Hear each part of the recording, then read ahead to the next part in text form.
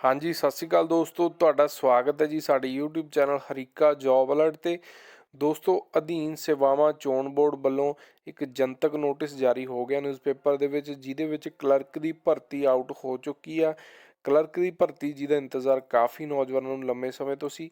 ਤੇ ਇਸ ਤੋਂ ਪਹਿਲਾਂ ਮੈਂ ਤੁਹਾਨੂੰ ਦੱਸ ਦਵਾਂ ਕਿ ਲੁਧਿਆਣਾ ਦੇ ਵਿੱਚ ਸਟੈਂਪ ਵੈਂਡਰ ਦੀਆਂ 160 ਅਸਾਮੀਆਂ ਨਿਕਲੀਆਂ ਸੀ। ਉਹਦਾ ਟੈਸਟ ਜਿਹੜਾ 31/10/2021 ਨੂੰ ਹੋਣ ਜਾ ਰਿਹਾ।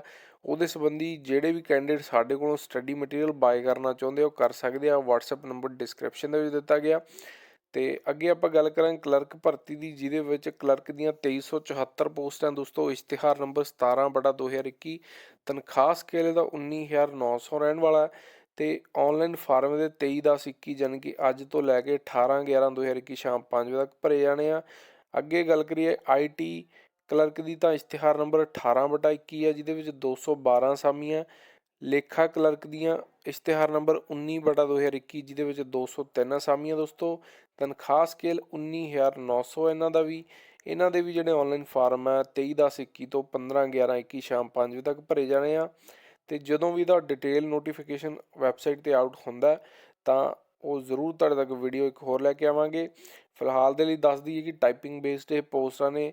ਪਹਿਲਾਂ ਤੁਹਾਡਾ ਰਿਟਨ ਟੈਸਟ ਹੋਏਗਾ OMR ਬੇਸਡ, ਉਸ ਤੋਂ ਬਾਅਦ ਤੁਹਾਡਾ ਜਿਹੜਾ ਇਹ ਟਾਈਪਿੰਗ ਹੋਏਗਾ, ਜਿਹਦੇ ਵਿੱਚ ਪੰਜਾਬੀ ਟਾਈਪਿੰਗ ਤੇ ਅੰਗਰੇਜ਼ੀ ਟਾਈਪਿੰਗ ਜਿਹੜੀ ਹੁੰਦੀ ਹੈ। ਤੇ ਬਾਕੀ ਦੇ ਅਪਡੇਟਸ ਹੀ ਸਾਡੇ ਨਾਲ ਬਣੇ ਰਹੋ, ਜੁੜੇ ਰਹੋ। ਧੰਨਵਾਦ ਦੋਸਤੋ, ਸਤਿ ਸ਼੍ਰੀ ਅਕਾਲ।